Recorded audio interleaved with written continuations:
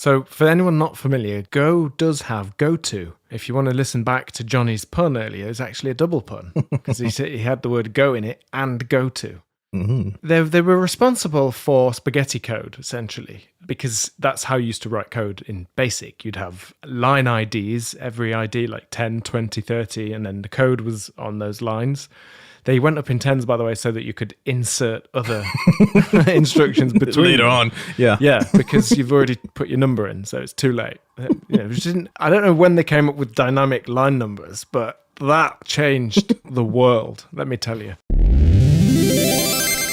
Bandwidth for changelog is provided by Fastly. Learn more at fastly.com. Our feature flags are powered by LaunchDarkly. Check them out at launchdarkly.com. And we're hosted on Linode Cloud servers. Get $100 in hosting credit at linode.com/changelog. Whether you're working on a personal project or managing enterprise infrastructure, you deserve simple, affordable, and accessible cloud computing solutions so you can take your project to the next level. Simplify your life with Linode's Linux VMs to develop, deploy, and scale your applications faster and easier.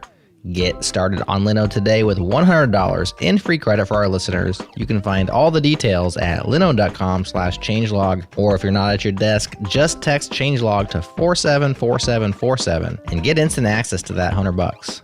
Linode has 11 global data centers and provides 24/7, 365 human support with no tiers or handoffs, regardless of your plan size. In addition to shared and dedicated compute instances, you can use that $100 credit on S3 compatible object storage, manage Kubernetes, and more. Visit linode.com/changelog and click on the Create Free Account button to get started, or just text changelog to 474747. Get started today on Linode.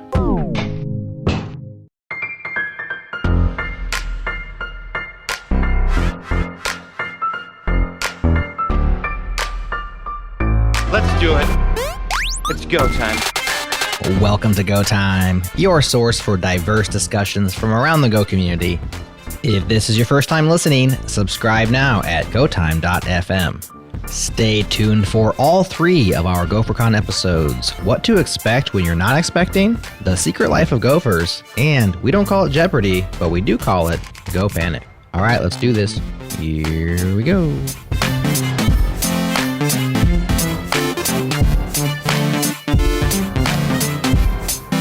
Hello, welcome to Go Time. I'm Matt Riot. Today we're talking about what you would remove from Go.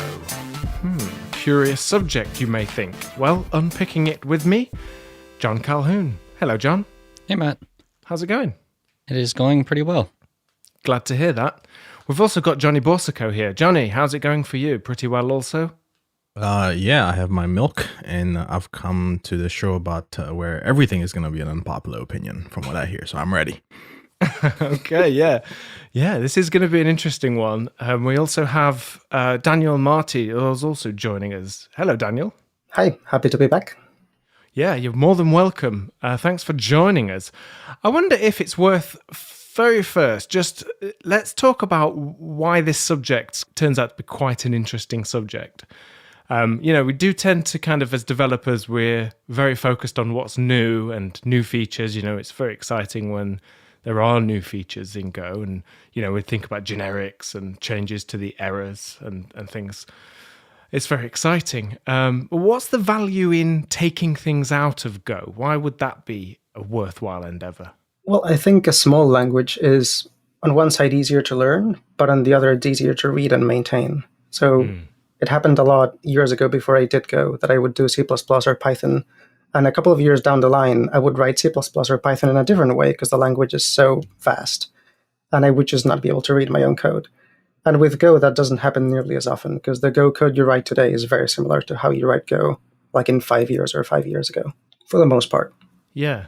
I'd say another part to that is that any friction you can remove from teammates is useful. So not having people bicker about the correct way to instantiate a variable or anything like that just gets them back to work is a useful thing. Right, so the Go-fumped stuff, the fact that all the code is formatted automatically by the tooling, means it's kind of takes that conversation off the table, doesn't it? Yeah, and I think anybody who's used a language with more features understands that when you have 7 ways to do something, you're going to have 7 different people who all think the different ways better. So that is interesting then, yeah. A smaller language tends to only have then one way to do something. And that is quite a good goal for readability and for maintainability purposes. And also for learning. Like if you want to know how to do something and you want to figure that out, it's easier if there's only one way you can do it. You should see like the number of ways you can add arrays together in JavaScript and stuff like that. There are some amazing and wonderful and scary things, and you don't really get that in Go. And I think sometimes people's opinion from the outside when they first see it is that it's a drawback of the language, that it's so simple. But it turns out to be one of its greatest strengths, doesn't it? And I think it's multiplicative because, for example, back when I used to do Java, at least in the context of Android, you would look at the Android APIs and you would wonder like, oh, exactly what does this API do if it's not very well documented, to go see the code. But then you would find a class that extends another class, that extends an abstract class, and then you end up with like 5 layers of abstraction. And at least to me, that made it very difficult to actually see what was going on. Whereas in Go, you click on the Go doc and you almost always just reach the code directly. Right. Yeah, that's very true. The class hierarchies, when that's used in the exact perfect situation, they're so powerful. But I was also guilty of this. I got addicted to that. I've built some amazing structures in types, in type hierarchies, abstract classes and generics. And in C# that I was doing, you could have like generics could have also constraints on them too. So it's not just any type. The type has to have certain properties and things. It's amazing, and it feels very good when you can figure that out and get the code working. But when you have to then come back later, and it doesn't have to be very much time pass for my code to look like a stranger's code sometimes. And yeah, I couldn't figure it out. And so I learned the hard way too. I would just use those features in those languages very sparingly. Yeah, and I actually think this goes back to something that John said earlier, which is, it's really good for working as part of a team because it removes a lot of friction. But at least for myself, it removes friction with myself in the past and future. Because again, what I coded 2 years ago, I probably don't remember most of the details. So having the language be simple forces me to, I'm not going to say keep things simple, but at least it does constrain what magic I can do for sure. So simple is a very sort of subjective kind of sort of quality we sort of apply to something, right? So what's simple for me may not be simple for someone else. Even the term that we like to throw around, like readability, right? Within the Go community, that too is quite subjective, right? So I'm wondering if any of us here in the panel know of perhaps studies or research done around sort of code readability. I'm sure I've come across one or two out there, not specifically on Go per se, but I'd be interested in sort of getting some more sort of data around sort of the readability, right, or the simplicity, all these sort of qualitative sort of things we assign to Go. I'd be interested in sort of seeing if we can prove it, right, out there. Benchmark readability somehow in code. Right. It's really interesting because, like you say, it's in some ways quite subjective. Certainly, like if you were to measure how long it took for a developer to be able to go and fix something in a certain code base, something like that, and then tested that out, I could imagine some interesting kind of results, but they'd be so dependent on that individual developer. But as far as API design goes, we probably can say that less is better, less is simpler in the API surface. I mean, maybe not, because in some cases I could even imagine now saying that. I could imagine a case where adding a type really helps explain something, even though you may not have needed that type. So yeah, it is an interesting one. Yeah, in some ways, some languages sort of embrace the notion of having like very expressive ways of sort of articulating your intent within code, within a file, or within your project, right? Having different ways of basically contextual ways of basically saying the same thing, right? But in this context, using these keywords makes the code more readable by some definition. And in that context, something that does the exact same thing, but using different keywords, it means more in that context, right? And I think Ruby, for example, language I'm familiar with, it has that sort of those sets of attributes going for it, right? You might have different things that the same thing could be expressed in different ways, and Ruby has sort of valued that expressiveness of the language, right? So in Go, what is do we I don't hear us talk about expressiveness of the Go language. Like, we don't really, our go-to tends to be and forgive the pun here, our go-to tends to be sort of a simplicity, right? It's simple to read. There are less keywords, basically the whole notion that less is more. But is less really more? If I'm playing devil's advocate here, right? Could having more expressive ways, by some definition, using, say, Ruby's definition of expressiveness, right? Would having that be sort of allow us to write more readable code, right? Than the lack of, right, certain ways of expressing certain things. Yeah, I think that is a good point. Yeah, it's almost a subject for what we would do to kind of evolve and add to Go. But it's a really interesting one when you start to think about that. I don't know if anyone else has anything to add to that. I think there was a recent example in the direction that Johnny says, which is people wanted an idiom to remove all the elements from a map in a very fast way. And some people were arguing for some sort of built-in for that, sort of like delete all, you could imagine. But in the end, what they did was they taught the compiler to see the pattern for a simple loop to delete all the elements one by one and convert that into an efficient delete all. So it's kind of, because it's sort of a trade-off, right? Because if you add another method to delete all the elements, then suddenly people have two options and the language gets a little bit more complex. So I think it's a trade-off between, do you let people do higher level things, but then they have to choose between doing the higher level or lower level thing? I think those trade-offs also, like, we talk about context a lot, but where you work and the goals of your company and the size of your company all play a big role in that. So if you were ever doing a readability study, I would almost imagine you'd have to compare, like, small teams using more expressive languages might be just as efficient at jumping in and, to some code that's maybe new to them, but exists within the team, versus, like, one of the things that I think makes, when we say about readable for Go, one of the things for me at least is that you can jump into code that doesn't even have to come from your organization. It can come from pretty much anybody in the Go community, and you can jump in and read the code and usually, help with it. But in some of these more expressive languages, because everybody sort of has opinions within your small group, you can have readable code and be very efficient with it. But once you get outside of that small group and you start working with other people who have differing opinions, then I think that's where things slow down, and new developers jumping into projects probably think things are less readable. But it would be definitely interesting to see a study that, evaluates that and sees, like, when new developers come in, especially like new grads, how quickly are they picking this up versus other languages here? Yeah. Well, okay. So, Johnny, next time, don't ruin the episode by saying, give me some evidence and do some science, please. It makes it way too much more Just tell them to work. drink more milk. Yeah. But obviously, the very, very good points there. What I was thinking then is, so are there examples within the language or within the standard library of things that we feel like if we were to remove them, we would be better off, And so some of the things we've talked about, like of having just one way to do something, or optimizing for, being able to express ideas, or, whether that does impact readability positively or negatively. Are there any things, maybe we could get into that? And I also think if any of us disagree on this, we could, you could just press a buzzer, make a buzzer sound with your mouth, and the editor will change it later so it'll be a proper sound, right? I promise.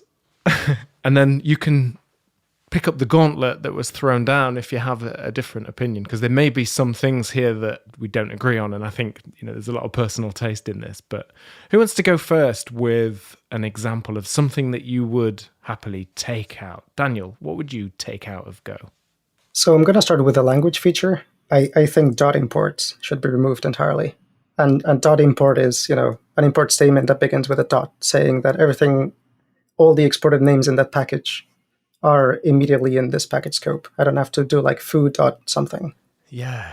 all the DSL loving people are looking at you sideways. I feel like the DSL use case can be valid, but it's so extremely rare that I don't think Go needs to have a feature just for that, if that makes sense. Like pretty much every single time I've seen a dot import, I've been like, do you really have to? Like, for example, in tests, it just makes tests so much less readable because you see a function call and you're like, wait, where's this function? Oh, wait, there's a dot import somewhere.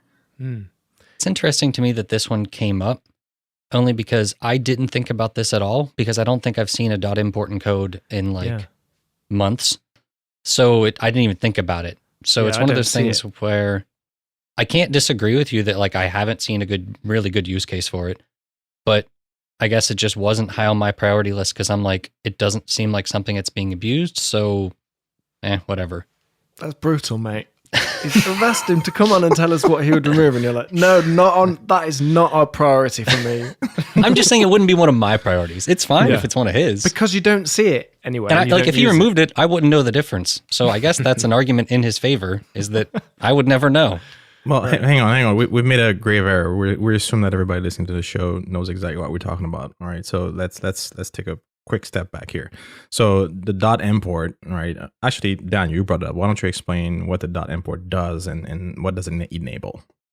Sure. So if you import a package named foo to use anything from that package, you would then do foo.bar, for example, for an exported function called bar. So if you import that package foo with a dot at the beginning, so dot and then the package path in quotes in your import statement, then you can use bar directly without adding foo dot as a prefix. So it essentially allows you to use the names directly as if they were defined in this very package that you're working on. But of course, you lose something in the readability there because you don't, at a glance, know whether it probably would look like a local method or something that's in the current package space. And so, having package names on everything to, all the types, that's a very nice readability gain. So, I'm with you for that one. What are the pros? Why is it just so that people can save key presses? I think as a pro, I don't know, because I'm arguing that it should be removed. Fair enough. Well, that's just not a priority for us, though. I'm going to bring up another con, and I know that's going to be pretty niche, but it's tools that analyze code and so on. Because right now, if you see a name, you can figure out what it is by just looking at your scope and the parent scope and so on, and you just work your way up. But if there's a dot import, that kind of goes out the window because you have to look at all the dot imported packages and look at their scopes as well. And that's a linear search. It's not like just going up the parents in any way. Yeah, I'm so convinced. Does anyone like dot imports on here? I like them for the very specific use case that they enable, despite the fact that I actually do not make use of the patterns that they enable, right? So I mentioned DSLs before. Like if you want a great example of a DSL that sort of leverages the dot import capability, look at Goa.design. It's a Go library for writing APIs and things like that. And it's a beautiful DSL that basically, that allows you sort of be that whole expressiveness thing we were talking about before, sort of almost like you're writing prose, right? To basically to build your APIs and it generates code for you and all that stuff. So it's a very good implementation, right? So it's something that leverages that dot import capability quite well. Mm-hmm. It just so happens that I don't use DSLs to write my APIs, right? So that's I'm not knocking it for that, right? So it exists. It's a feature of the language, like other things I'm sure we're going to come up with here. It's part of the language and enables certain use cases. It's just not a very common one. And if I see it, and personally, if I see a dot import, not in this particular Goa use case, but if I see a dot import in production code during a pull request, that developer and I are going to sit down and talk about some stuff, like some life choices, right? Because it's not something that you typically will see in sort of the everyday Go code, and you must have a very good reason why, right? Precisely because it is so unexpected, not because it's a bad thing, right? It's just not something you're going to see very often within a production code base. I think Ginkgo is another example of something that most developers will probably relate to. Like if you've ever come from any BDD testing framework, so behavior-driven development type testing stuff, I think RSpec is one of them, if you're from like the Rails community. Ginkgo is very similar, and to make it sort of read like an RSpec test, they commonly use dot imports like in the test file. So that in your test code, you can just like say it and then pass a string into that method and then a function and then just describe things without using the package space all the time. Yeah, so you can say like it should be a book or something and go test this code, and it reads kind of like a story then. Well, I also think underscore imports. Oh, well, on dot imports, one question. Whose decision is it that it's a dot import? It's the person importing it, right? So even if it's a package that has a DSL in it, you still can use it in the other way. You just have to keep repeating the package name. Yeah. Okay, You could also rename it to something short like 2 letters. I personally think that's fine for tests, for example. And if you really truly want a DSL, I honestly think you need something that's higher level than Go, like something that generates Go code, for example. Yeah, and then I was going to say the underscore imports is another one that I feel like could go on this list, because this is the one where you basically import the package, but you don't bring it into the package space so that you can use it. Right? You can't refer to the package name and access it or anything. It's done only, I think, to access the side effect of init, which on Twitter was a very popular option of something to remove, and definitely gets another one of my votes in it, which we can talk about in a minute. But so yeah, these underscore imports, dead weird. And there's a few places in the standard library that does this. Like if you're doing image processing, you import the image package, and then to support JPEG and PNG and GIFs, you import different packages, but you don't do anything. You don't use those packages. They just register themselves in their own little init. So that's why we don't like it. It's because it's sort of magical side effect that you're just not expecting. So how would you implement it? Another reason I don't like that pattern is just because I feel like it's easy to not know if something's been imported or where it needs imported. Like take the SQL package or the image packages, for example. People are like, well, do I import this in my main package? Do I import this like in the actual package that uses it? What happens if somebody's importing another one in their code? Is that going to cause conflicts? Like there's all this weird, confusion in your head as to like what's going on. Whereas like if you actually were to say like a png.driver or something, along those lines and call that in your code, it's very clear where it needs to be all of a sudden. Yeah, so Daniel, you were asking how would you implement it otherwise, and I think you would just import the package and then call a method. In fact, if you get rid of all the global state altogether, then you'd have something to register the PNG or register the different types with. You don't have that because you're sort of registering them in a global way with that init. So that's the other thing. It's that whole init global state underscore imports world. I think we're better off steering clear of that. Even like if you look at something like the SQL package, in my opinion, it would be easier to call like SQL.open and just pass in the driver as the first argument than to pass in a string naming the driver. Like it's not really any clearer seeing the name of it versus just the actual imported driver. Does anyone like underscore imports? Nope. No. Okay. Yeah, and by proxy, since we touched on it, I don't tend to. I'm not an init basher, but I don't tend to like inits, right? Because typically where there's an init, there's a global, and because I don't like global, I end up not liking inits as a result. Yeah, if you're not against them, then you're for them, Johnny. Okay, that's just the way it is. It's like that. Okay, I'm sorry, yeah, because we've got to sort these inits out.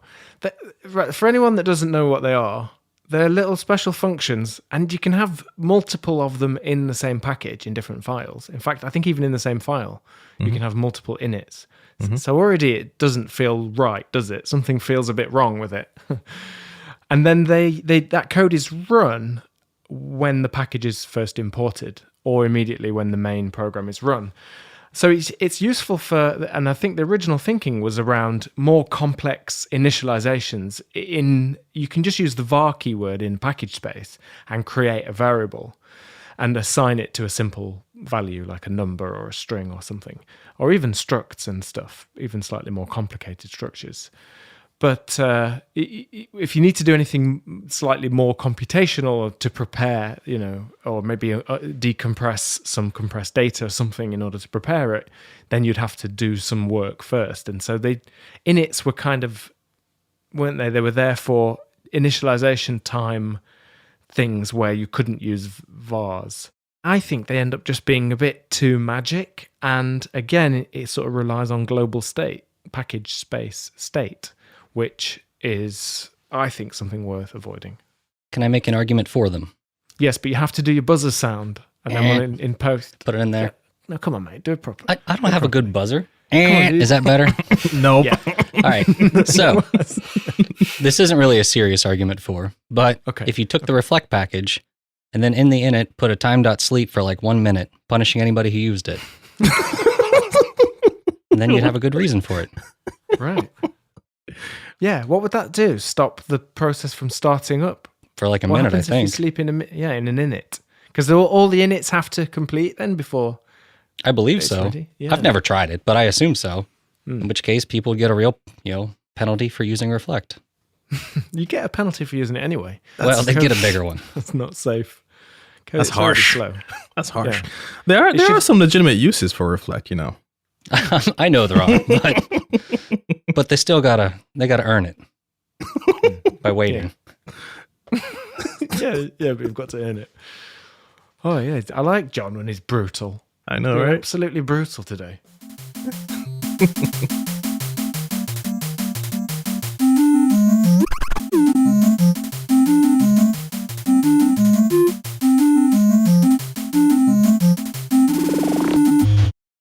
How much time does your team spend building and maintaining internal tooling? I'm talking about those behind the scenes apps, the ones no one else sees. The S3 uploader you built last year for the marketing team, that quick Firebase admin panel that lets you monitor key KPIs, maybe even the tool your data science team hacked together so they can provide custom ad spend analytics. Now these are tools you need, so you build them, and that makes sense.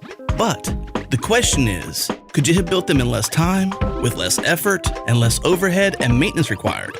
And the answer to that question is yes. That's where Retool comes in. Rohan Chopra, engineering director at DoorDash, has this to say about Retool. Quote, "The tools we've been able to quickly build with Retool have allowed us to empower and scale our local operators, all while reducing the dependency on engineering," end quote. Now, the internal tooling process at DoorDash was bogged down with manual data entry, missed handoffs, and long turnaround times. And after integrating Retool, DoorDash was able to cut the engineering time required to build tools by a factor of 10x and eliminate the error-prone manual processes that plague their workflows. They were able to empower backend engineers who wouldn't otherwise be able to build front ends from scratch. And these engineers were able to build fully functional apps in Retool in hours, not days or weeks. Your next step is to try it free at retool.com/changelog. Again, retool.com/changelog.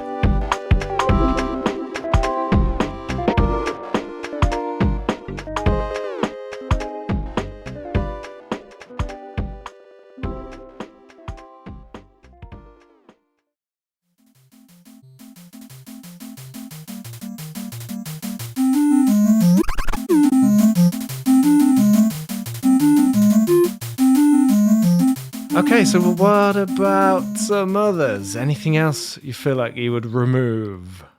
I can give one that's it's a little maybe more controversial because I feel like a lot of the ones we've all pretty much agreed with. So one of the ones that I would get rid of is one-line if statements.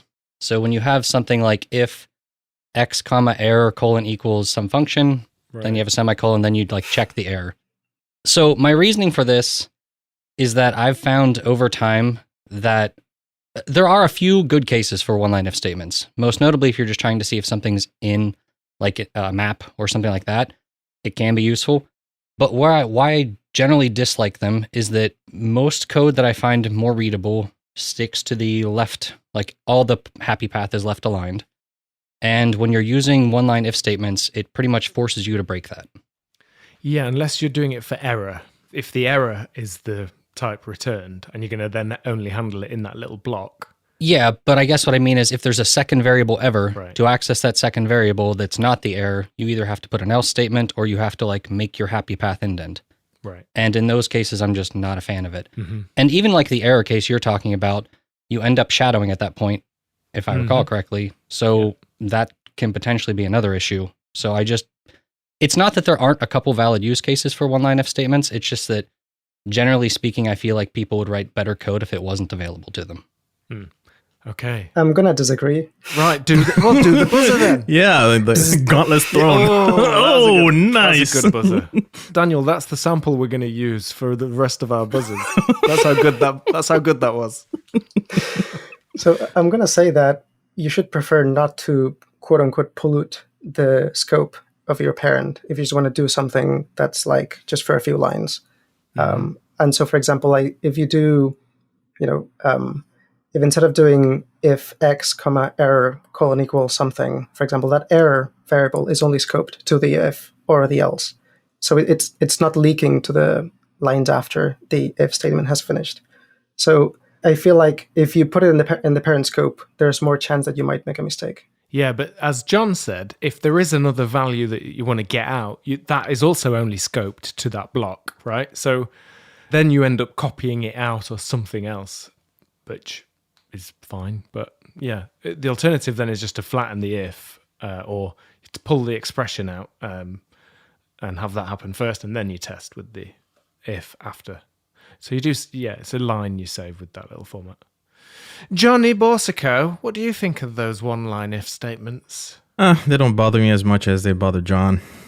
Yeah. They don't actually bother me that much. It's just something I've noticed where maybe it's just people who are new to the language are looking for a quicker way to write something. Mm-hmm. And I feel like they get overused in some ways. Mm-hmm. And then eventually they realize, oh, this code would be easier if I'd pull that out, pull the actual function call to a line and then check the error statement afterwards. And after seeing enough code and like refactoring enough code that had it, I just feel like my life would have been easier if I never used them in the first place. Right, yeah. So you're just treating this episode basically like therapy for you. Yeah, no, fair enough. But actually, that's a good point. I mean, that's why we're here to talk about these kinds of experiences. One thing this has against it is it rubs against a little bit that philosophy of having just one way to do something.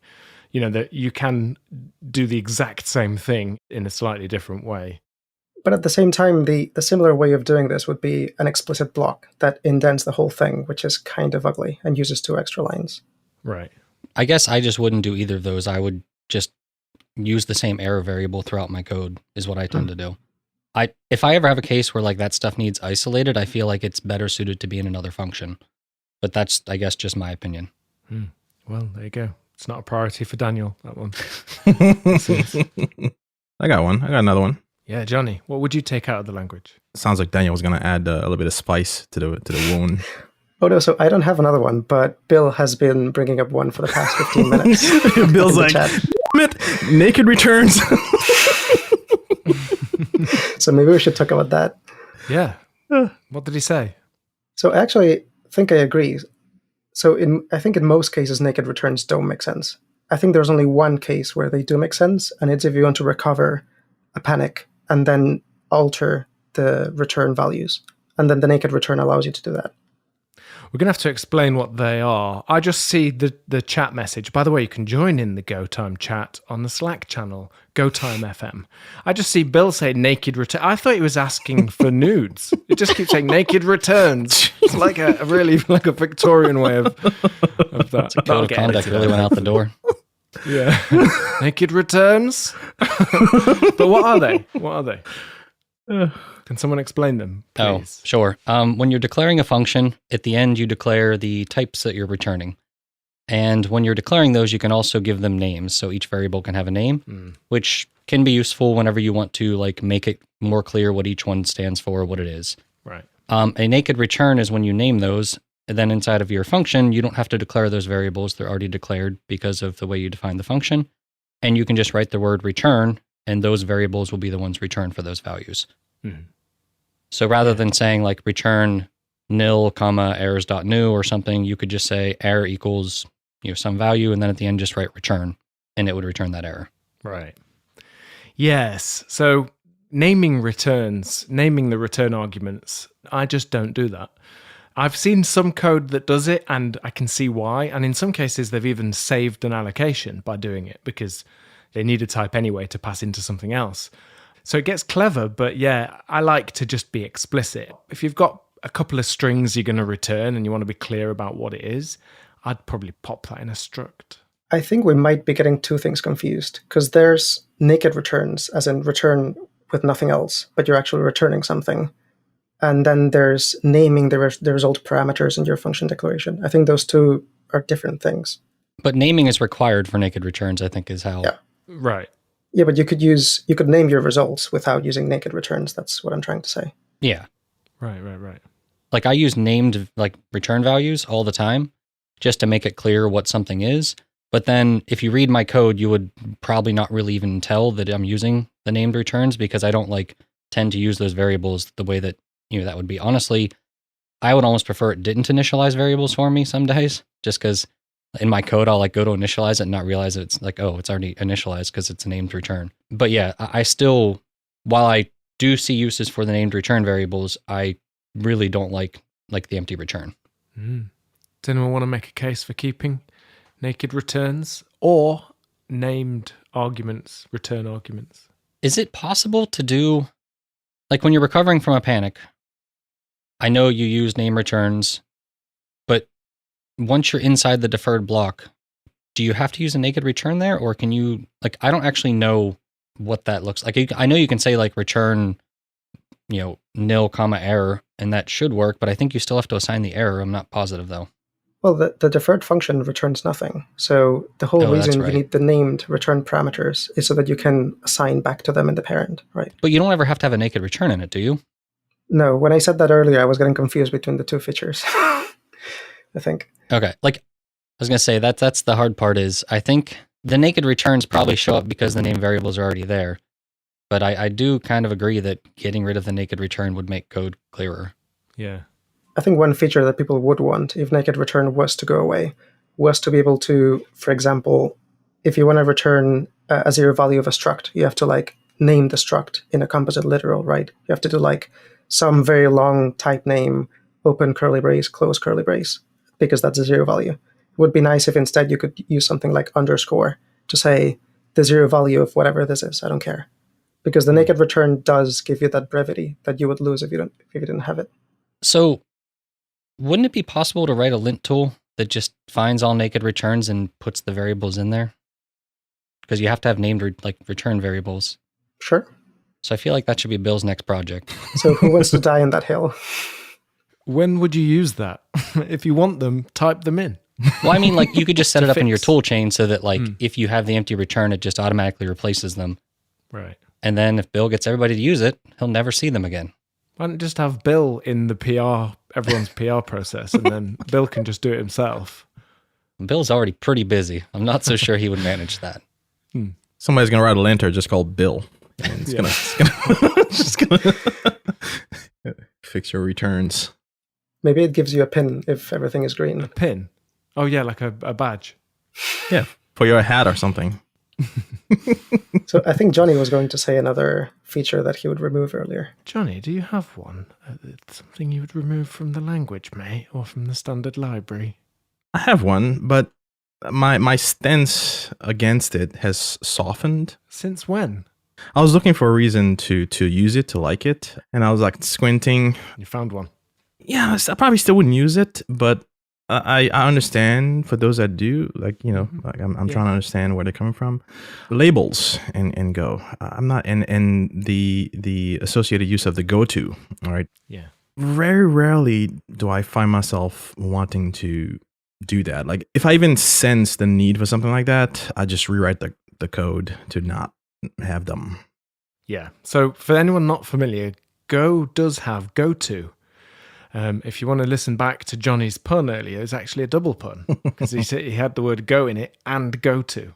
Mm-hmm. Yeah, they were responsible for spaghetti code essentially because that's how you used to write code in BASIC. You'd have line IDs, every ID like 10, 20, 30, and then the code was on those lines. They went up in tens, by the way, so that you could insert other instructions between later them. on. Yeah, yeah, because you've already put your number in, so it's too late. I don't know when they came up with dynamic line numbers, but that changed the world, let me tell you.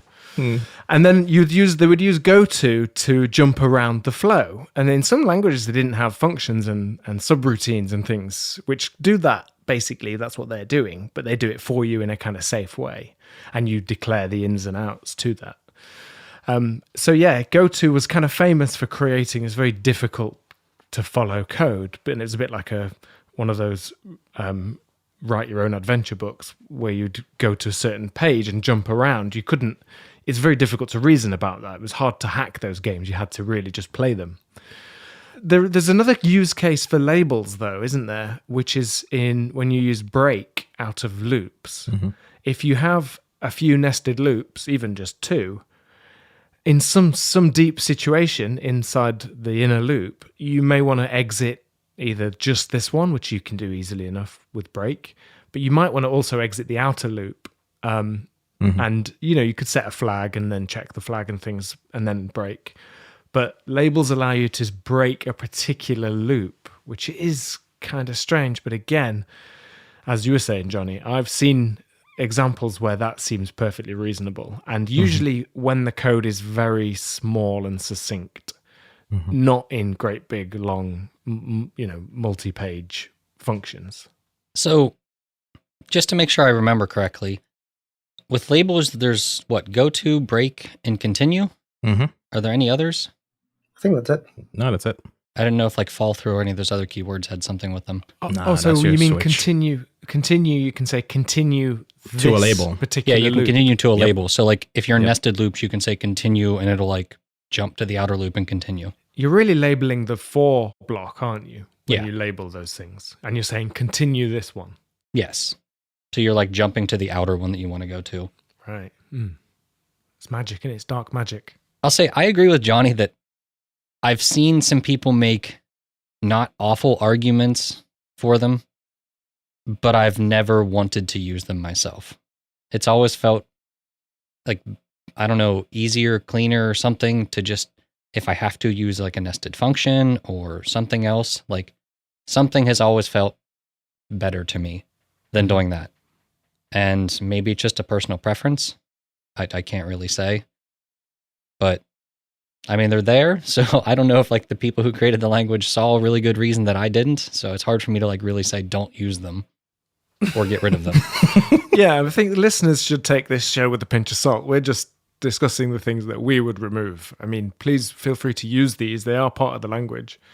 But obviously, if you've got any sense, listen to what we're saying, 'cause we've made all the mistakes. I guess a better way to put it would be if I was reviewing code and it had a label, I'd probably suggest a change. Yeah. Do you know what? I've definitely used it, but only in very specific cases where it's the clearest thing to do, which is literally you're saying, in this case, we're just going to break the whole thing. But you're in some other flow. But yeah, I mean, you can always re-architect it to avoid these problems. I'm actually going to use my buzzer again. So, bzzzt. Oh yeah. But what I'm going to say is, could you do a few takes of it so we can choose for the editor, please? No, I'm okay, thanks. Okay. Fair enough. What I'm going to say is, I think it's a bit of both. I do agree that I don't use labels all that often, maybe once or twice per package at most. But when I do use them, having to split a function into two, for example, if it was a 60-line function with 2 levels of indentation, I think being forced to split it up would not be good. And I'm actually going to make a case for go-tos as well. Or rather 2 cases. One of them is sort of like the retry idiom. So being able to go to a retry to retry a function is pretty useful. And you can use a for loop for that. But the for loop, if you're going from the top, reads like an endless loop. And it's only at the end that you go oh, wait, do I want to break? Mm-hmm. Which honestly, I don't feel like it's better. And the other use case is code generation. For example, if you want to generate an automata or some sort of bot that jumps between states, having go-tos is pretty useful then. It's hard because you almost have to see the case to really determine if it's better to use a label or something else. When you say breaking into a function, part of me wonders if you could just write an anonymous function or a closure or something and slap it in there, and if that would work or not. I don't know, though. It would depend. I will say one of my other arguments against labels is that they're so rare that I think somebody jumping into the language is going to be wait, what is this? And while the other one might not be as clear what it's doing, the fact that it's going to be all stuff they're accustomed to might make it easier to read. Yeah, you just have to battle it out in the pull request comments for that one, I think. You see, that's the thing again. You know, that whole notion of what's easy for me to read is not necessarily what's easy for you to read, right? So for somebody seeing a go to a label makes perfect readable sense, right? It's just like, oh yeah, I can definitely follow what's going on here. You get to this point, you need to break out of these loops and, you know, use the go to. Yep, that makes perfect sense. And then for someone like me who doesn't use them very often, right? And just because I don't use them very often doesn't mean it's bad, right? It just means I don't typically use them. When I see that the first time, you know, I'll scratch my head, be like, why are you doing that, right? Then I take John's posture and I bring you into a pull request, a battle, and force you to take it out. Like one example I can give there is if you had like 3 nested for loops and the innermost one would continue to like a label that's like below where the first one starts, so it's like technically in the second one, I think at that point only the second for loop would be the one that gets continued, but I honestly don't know. So I'd be like, I need to run this code to actually figure out what it's doing at this point, which would kind of frustrate me. You mean you don't run the code for every PR? I don't like sit there and run the for loops, although I don't run into like triple nested for loops very often. So they run them in your head. You could just run them in your head, you know. I mean, that's what CI is for, right? Yeah. Actually, I kind of agree. I feel like continue and break, I would only ever do it just to jump over one parent, not more than one, because the moment you jump over more than one, it gets confusing. So maybe you could replace labels for like break, actually not this one, the parent, but only the direct parent. Yeah. Okay, we'll do that. Yeah, good one, that. And by the way, thank you, Daniel. When you were defending GoTo, you actually made 3 puns. We had go in there, GoTo itself, and because you had 2 reasons. The Matt, 2 was Matt a keeps third track. pun. Yeah, I've got it in my pun book. Let me go to my go-to puns. There you go, see? I did a talk at Gotham Go called Things in Go I Never Use, which was actually about this very subject. Really talking about the same kinds of things, really. And another one that I talked about was else. And it gets quite a funny reaction because it sounds like, of course you need else. You know, you're talking about, you know, doing something if this, and then if not, you need to do something else. But really, it was a point about the kind of line of sight thing, the garden check, where you check errors early and handle the edge cases in the indentation and leave, as John mentioned earlier, that happy path down the left. So, but else is an interesting one. And if you find yourself with a big else block and big if-else blocks, one trick is if you flip the logic in the if, so if you're saying like if do something, if you flip that if do something into if not do something, and then handle the else case in there, then you can get back out into the main path. It's essentially the same thing, it's just kind of a writing style. Do you use else a lot, you 3? Johnny, how many times have you used else this week in the last 7 days? 0. Right. I can probably, well, I've been using Not Go even for I've been using Go for a while. I was gonna say I can probably count the number of times I've used it in my entire time of using the Go language, but that's probably overkill. Yeah, it's just something that I don't tend to like. The moment I have to use an else, I have to think really hard. Is there a way I could, you know, return early, or like, you know, like you said, basically reason about what I'm doing differently so that I don't have to use an else. Like the moment I see it, like immediately I start scratching my head. I'm like, that doesn't look quite right. Right? Again, it's a part of the language. That doesn't mean you should avoid using it. And there are some cases that you really do need to use it, right? But it's just like I typically, like even before, if I know I'm going to have some conditionals in a function or something like that, I'm already thinking ahead of time, how am I going to avoid an else here? It's second nature at this point. That's interesting, yeah. For that reason, is it? For the readability line of sight thing? Mm-hmm. Yeah.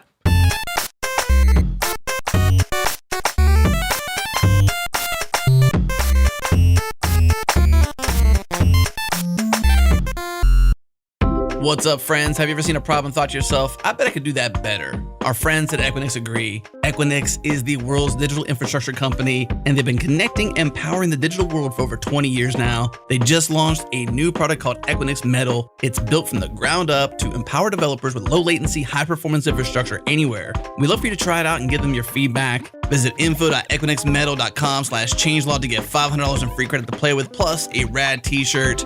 Again, info.equinixmetal.com/changelog, get $500 in free credit. Equinix Metal, build freely.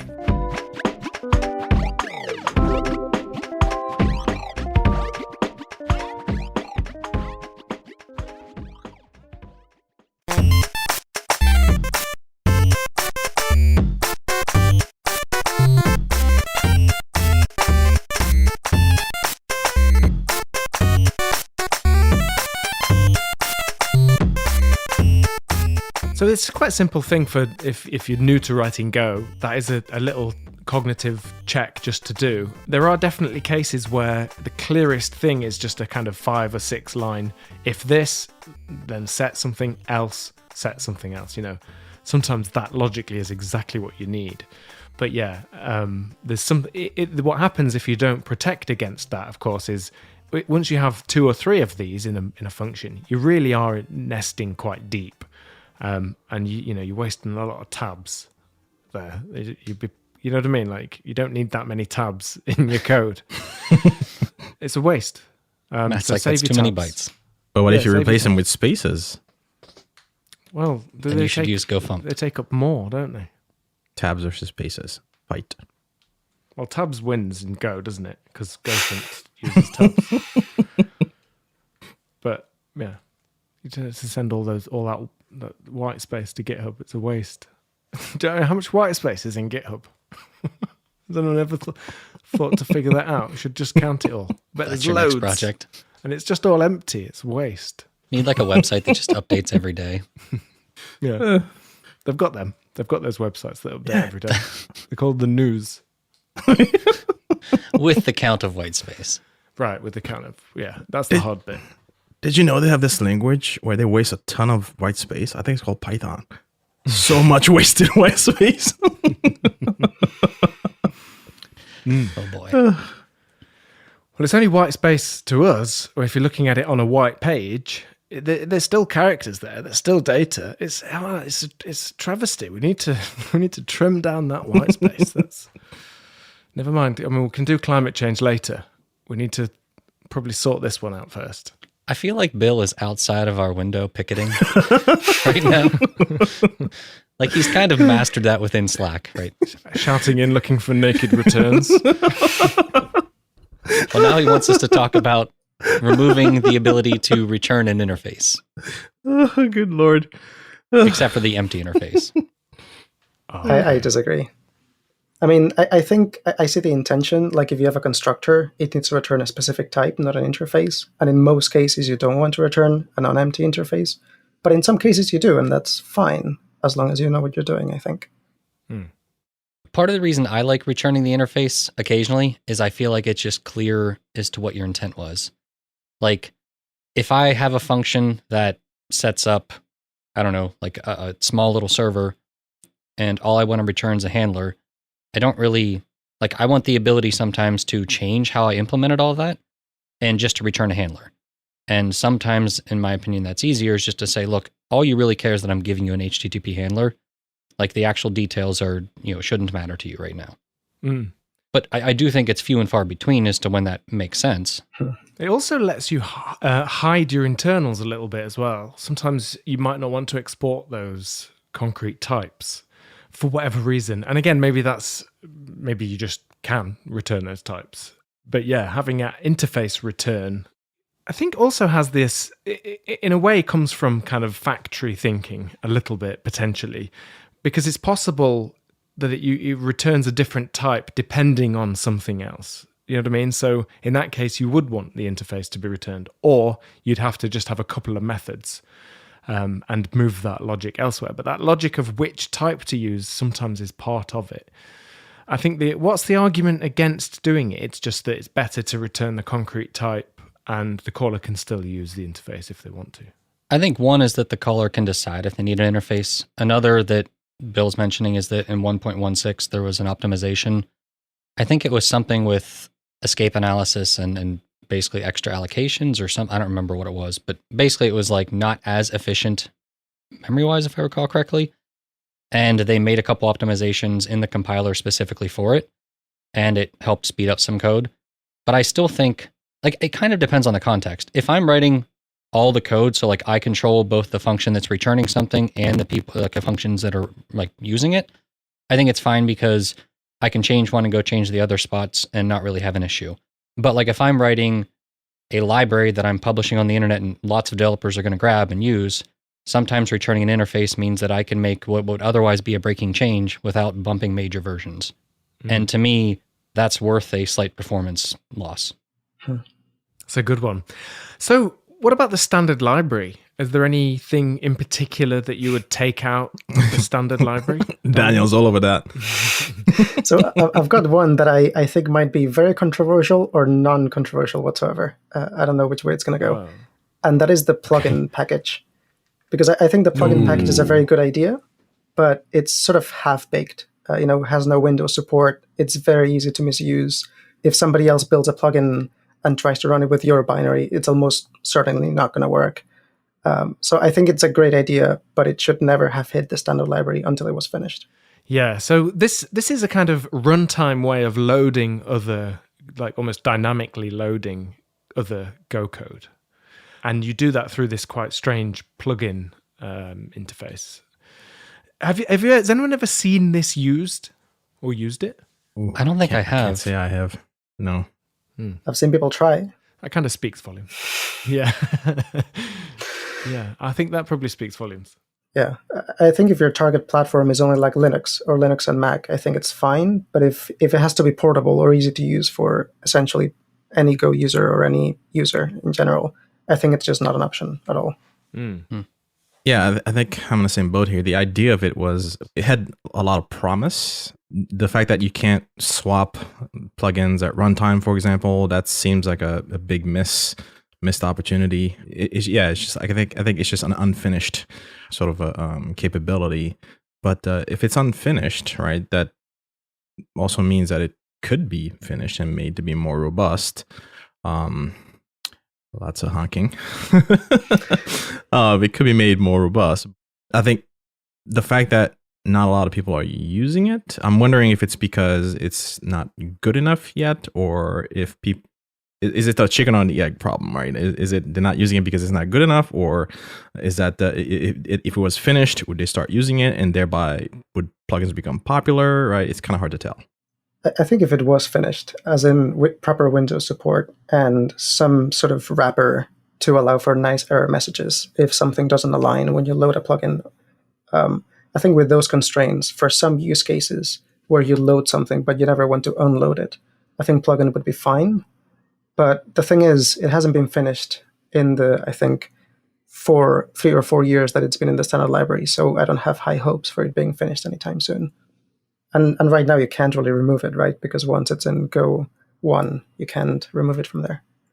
We can in Go 2, whenever that is. Pun overload, sorry. When you're creating a new library or language in this case, I feel like some things are going to sneak in that you wish weren't there. And this definitely sounds like one of those where like it got in there, and now if you asked anyone in the Go team, they'd probably be like, yeah, that really shouldn't be there just yet. Yeah. Sometimes there are like specific problems that had to be solved, and we see there are some examples of that in the standard library. Well, tell me about, John, the container packages. Do you ever use those? So there's a couple container packages in the standard library. There's like list, heap, and ring, I think is the other one. I've tried to use them before, and every single time I've used them, I've just felt it's easier to just write my own linked list or my own heap or whatever.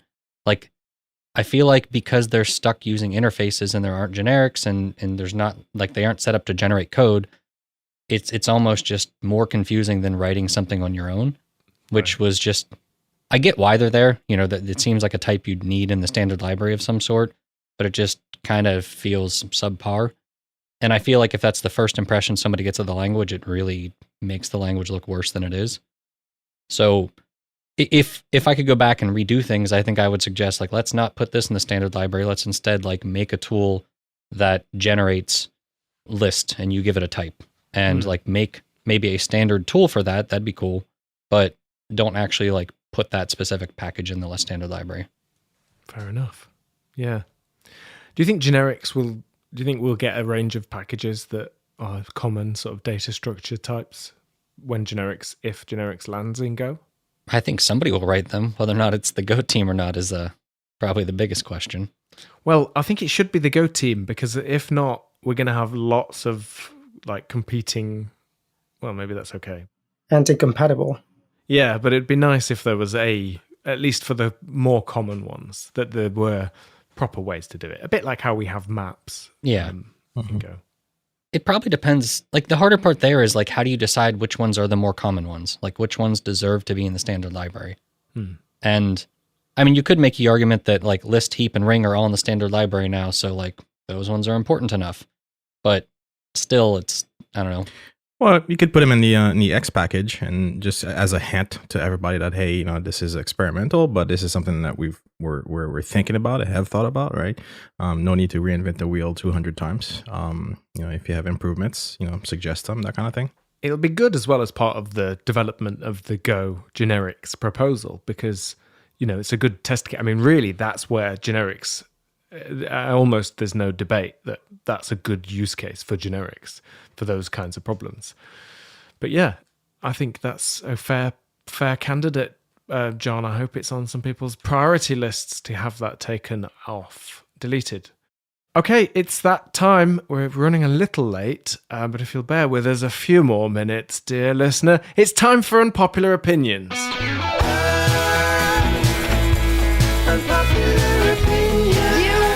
I actually think you should probably leave.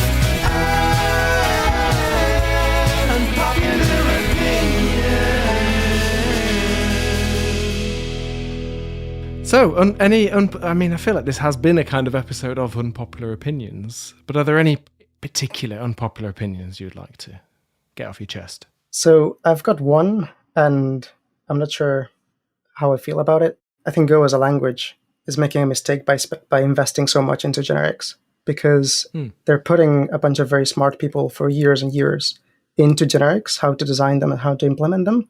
And if instead you invested those resources in improving the compiler's support of interfaces with changes like the one we discussed for 1.16, I think if you covered the common use cases of interfaces and made them faster, I think a lot of use cases for generics would go away.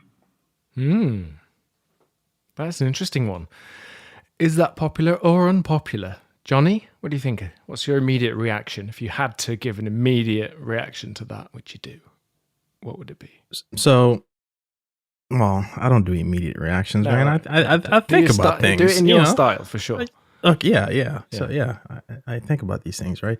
So, here's the thing. Perhaps that is indicative of perhaps the way I approach these things in the beginning, right? When I first, was getting comfortable with Go, and I was like, the lack of generics, that is a miss. That is, like, how could they? Yeah, that is just a big no-no. Why did I have that in the language, right?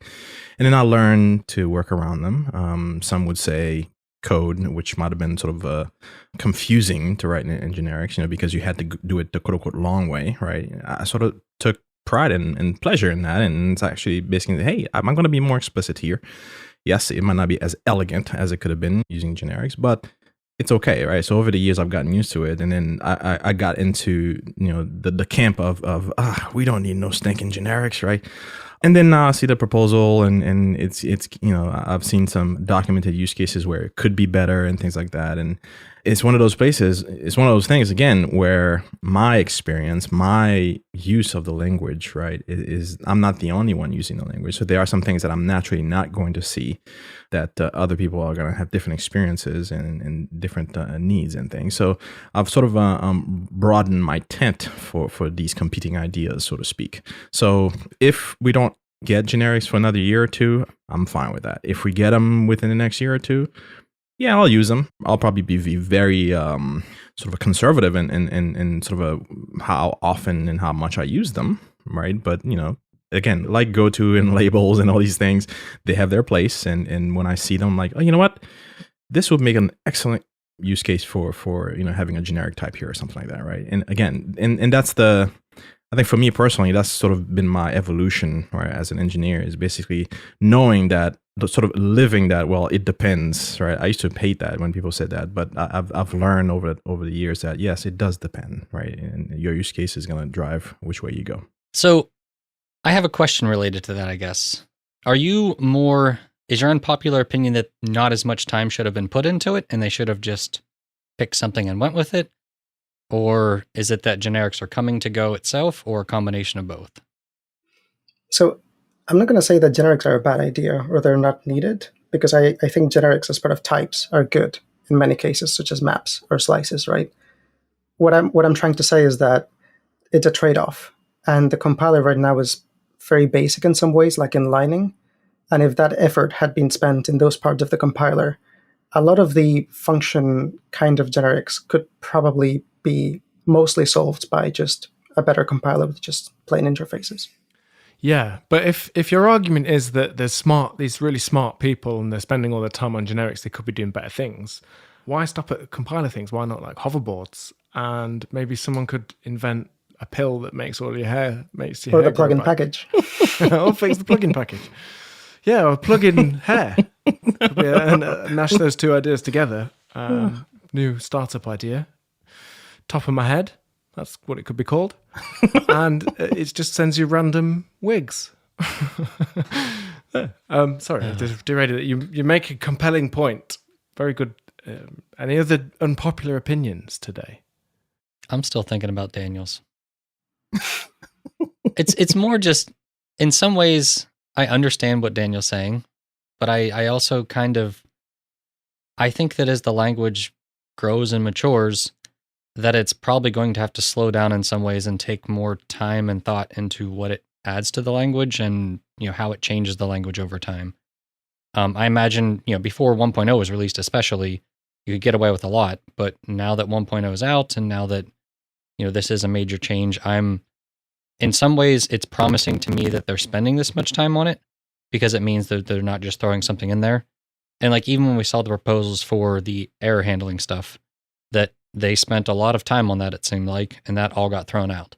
So you could say that was all wasted effort, but at the very least, they're taking community feedback into account and trying to decide, like, is this something we can improve on? And I think that's a positive thing. So it would be nice to see some compiler performance improvements and stuff like that. For me personally, those aren't actually a priority at all. I would have more use for generics than like compiler optimizations. I'd rather they spend the time and the money basically doing the investigation and either going forward with something or throwing out whatever it is that they deem not good enough, rather than sort of dismissing it out of hand, right? Because a lot of people have been asking for generics for a long time. And the fact that there's somebody footing the bill for all that work, all that research, I welcome that. The one thing I'll mention here is that when Robert and Ian came on the show a few episodes ago, I think the episode title is The Latest in Generics. One of Ian's sort of mic drop moments basically was that the community keeps asking for all these sort of language features, basically to add things, right? So we've done a whole show on things we would remove, right? But generally speaking, most of the time people asking for things to be added to the language, right?